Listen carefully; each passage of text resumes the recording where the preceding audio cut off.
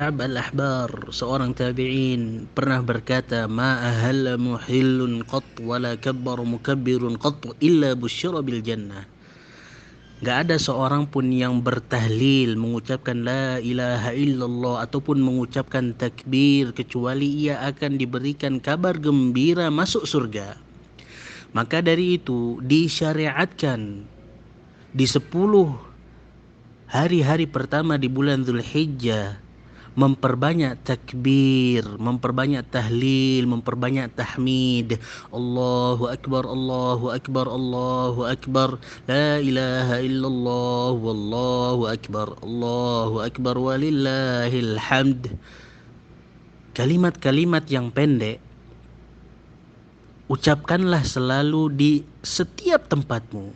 Ketika engkau bersama dengan HP-mu, ketika engkau sedang di rumah, sedang di tempat kerja, sedang di dapur, sedang di kasur, ucapkanlah kalimat-kalimat tersebut karena kalimat ini merupakan syiar yang harus diagungkan, yang harus diucapkan oleh seorang muslim ketika di 10 hari pertama bulan Dzulhijjah.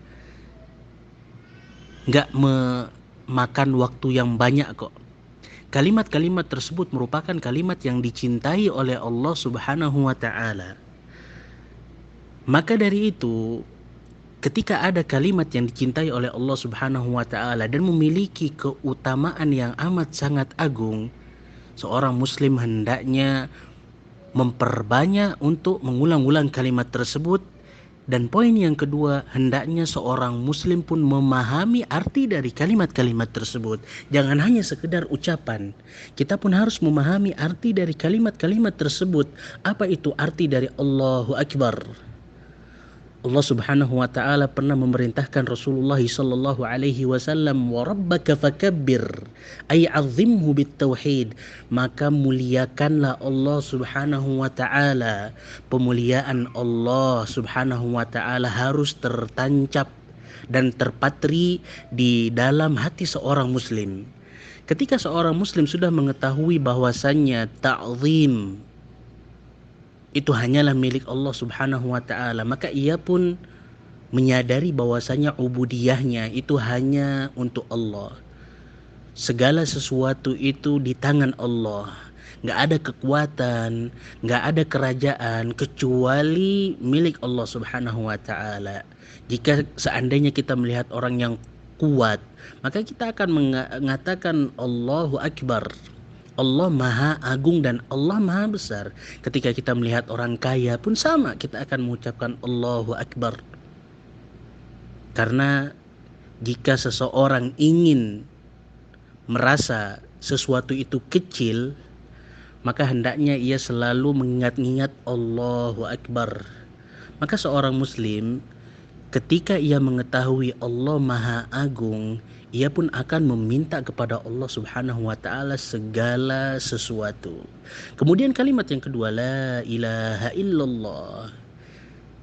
Ketika kita mengakui dan kita mengucapkan kalimat ini, otomatis kita pun harus menjadikan semua amalan ibadah untuk Allah Subhanahu wa taala. Kita berdoa untuk Allah, kita meminta istighatsah kepada Allah, kita mencintai Allah Subhanahu wa taala, kita menyembelih untuk Allah. Semua yang dilakukan dari amalan-amalan ibadah itu untuk Allah Subhanahu wa taala semata. Walillahil hamd. Kemudian kalimat yang ketiga, dan hanyalah milik Allah Subhanahu wa taala pujian. Inilah yang selalu kita ulang-ulangi pada rakaat-rakaat kita sholat. Alhamdulillahi rabbil alamin.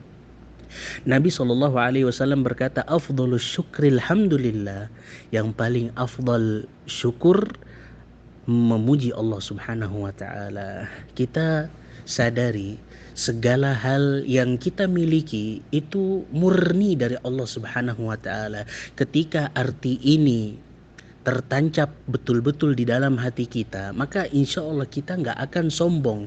Karena kita sadar bahwasanya harta, kesehatan, semuanya milik Allah Subhanahu wa ta'ala. Maka hari-hari ini merupakan hari-hari kita mentakzim dan mengagungkan Allah Subhanahu wa taala. Jangan campur adukkan hari-hari ini dengan bermaksiat kepada Allah Subhanahu wa taala. Ayo kita ulang-ulang kalimat-kalimat tersebut dan kita fahami arti dari kalimat-kalimat tersebut.